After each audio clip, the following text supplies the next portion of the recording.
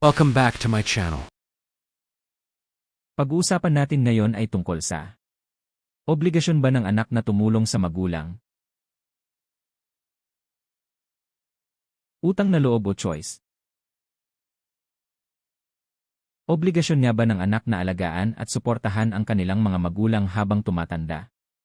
O isa ba itong kusang loob, hindi sa pilitan? Isang tanong na madalas magdulot ng guilt, pressure at minsan, tampuhan sa pamilya. Pananaw ng kultura. Pinalaki tayo na dapat suklian ang sakripisyo ng ating mga magulang.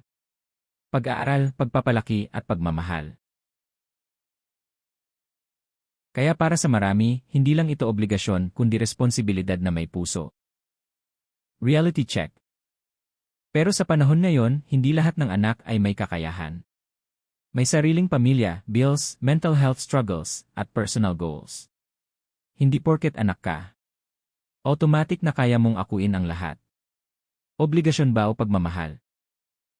Kung tutuusin, walang batas na nagsasabing obligadong sustentuhan ng anak ang magulang habang buhay. Pero may moral responsibility. Lalo na kung nangangailangan na sila. Ang tanong, ginagawa mo ba dahil napipilitan ka o dahil mahal mo sila? Healthy boundaries. Ang pagtulong ay hindi nangangahulugang isasakripisyo mo ang sarili mong kinabukasan.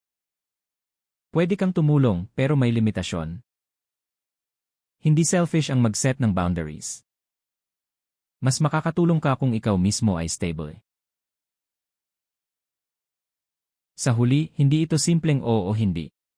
Ang pagtulong sa magulang ay hindi dapat galing sa pressure, kundi sa pagmamahal at kakayahan. Ikaw, ano sa tingin mo? Obligasyon ba o choice? Comment down below at kung nagustuhan mo ang video na ito, like, subscribe at i-share mo para mas marami ang makarelate.